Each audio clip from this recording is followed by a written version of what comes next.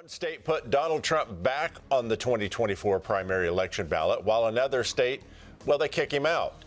And a federal judge blocked an Idaho law protecting minors from the irreversible harm of sex change surgery. Wait until you hear the judge's reasoning. Ahead, we'll talk with Convention of State President Mark Meckler and Executive Director of America First Work, Ashley Hayek, about these stories and more. But first, let's go to Fiora Mendez with the headlines. Fiora. Thank you, Greg. Israeli airstrikes hit near the Syrian capital Damascus and in the country's south Thursday. According to state media, Israel targeted a Syrian air defense position near Damascus International Airport, killing 11 high-ranking members of the Iranian Revolutionary Guard. Israel has launched hundreds of airstrikes on its northern neighbor since Syria's civil war began in 2011, primarily targeting Iran-backed forces, including Lebanese Hezbollah militants, as well as Syrian army positions. Upwards of 8,000 migrants are still making their way through Mexico looking to illegally cross the border into the United States. They are calling themselves the exodus of poverty. With immigration and political weakness for Joe Biden, Secretary of State Anthony Blinken and Secretary of Homeland Security Alejandro Mayorkas met with the Mexican president this week and announced Thursday they will work closely to tackle the record migration. Part of their agreement is to form a coalition that would work on initiatives with the migrants' home countries. Mexico, meanwhile, wants the U.S. to send more aid to those countries and reduce economic sanctions on Cuba and Venezuela. Historically, Mexico has done little to stop migrants from crossing through their country. And during various parts of this caravan's journey, you see officials escorting the caravan, but not stopping or interfering in any way. Maine's top election official, Secretary of State Shenna Ballots, has barred former President Donald Trump from the state's 2024 primary ballot. In reviewing the facts presented, the evidence, the law, the history, we determined under Section 3 of the 14th Amendment that Mr. Trump engaged in insurrection and therefore was disqualified. This makes Maine the second state after Colorado to disqualify Trump, though Colorado has recently allowed him to remain on the ballot pending a Supreme Court decision.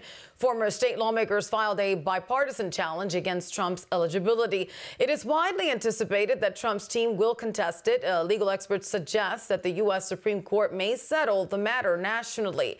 In a related development, the Colorado Republican Party has approached the U.S. Supreme Court to overturn the state Supreme Court ruling that removed Trump from its 2024 primary ballot. I'm not entirely sure what their mindset was. I do think that at the very least you had 3 Supreme Court justices in the Colorado level that felt that this was a violation of due process. Donald Trump has neither been charged nor convicted of insurrection, and Jack Smith had the opportunity to bring those charges, but he chose not to.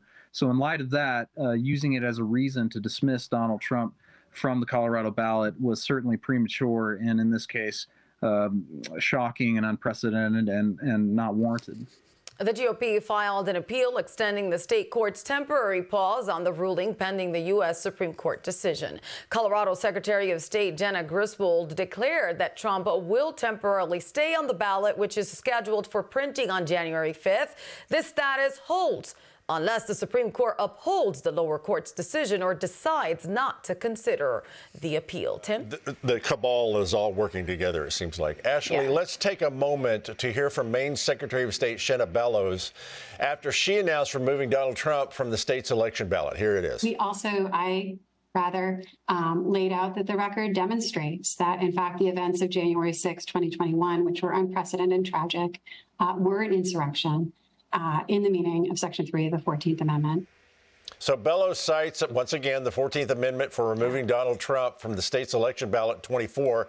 But the 14th Amendment says only the United States Congress must make any rulings on those convicted of insurrection. She's not Congress. Trump's never been convicted of insurrection or charged with it. So is this a political stunt to impress people in her party?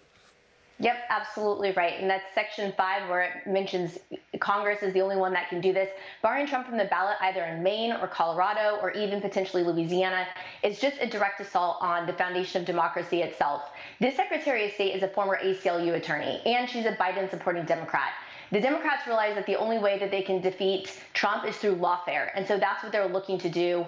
You're exactly right about the insurrection. Trump hasn't been charged with insurrection. He hasn't been convicted of insurrection. You could say that Biden was involved in an insurrection and allowing the thousands of people at the southern border invade our country, or the people involved in Black Lives Matter who burned down the, businesses and monuments. They could be involved in an insurrection, but until you define insurrection and until Congress or even the Supreme Court takes this up, the state is out of touch with and really not making any sort of correct constitutional decision on behalf of the people. Ashley, before we close this year out, you wrote a book recently that reveals the elite's war against the American people. I want people to know about it. Tell us about it, why it's timely reading heading into 2024, an election year. Yep, it is very clear. We're at a time where it is we the people versus they the elites. We saw, especially during COVID, big tech, big media, big pharma, all showed their hand that they are trying to oppress we the people. And so it is time that we reclaim our power. We fight back against the uniparty and the establishment in Washington. They tried to implement mandates while they disregarded them. They pushed vaccine, they closed our school, they closed our places of worship.